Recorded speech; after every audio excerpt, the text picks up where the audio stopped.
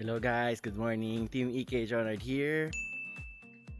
As you can see, medyo maaga-aga pa. As in, madaling araw. 3 o'clock in the morning. Meron tayong client, 15 packs. Iahatid sa airport. So tara, samahan niyo ako. Na-tour pa lang natin sila Ma'am Ems nung nakaraan sa Kyoto Nara Tour. Then, sila Ma'am Bianca, sunduin natin sila, uwi na sila. Dumayo din sila dito sa Tokyo. Ihatid natin sila sa airport. So, tara. Good morning. So, antayin lang natin makompleto. Meron pa, no? Meron pa apat. So,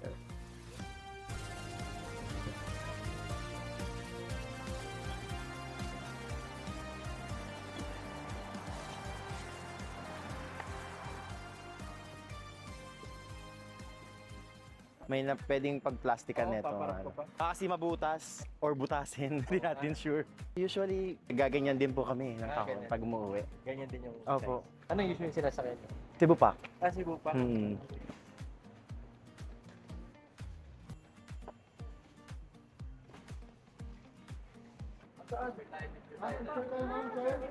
Last picture. Ano lang po tayo, compress lang po. And let's go. 1, 2, 3. Ingat po kayo. Maraming salamat po. Susunod ulit. Sige po, sir. Balik po kayo ulit. Balik po kayo ulit, sir. Balik po kayo ulit. Sige po. Thank you very much. Thank you po, thank you po, thank you po. Ingat po kayo, sir. God bless po. Thank you po. So, thank you. So, ayan, successful. 15 packs. So, see you ulit. Mamaya may tour tayo next. So, kita-kits ulit eh. Bye-bye.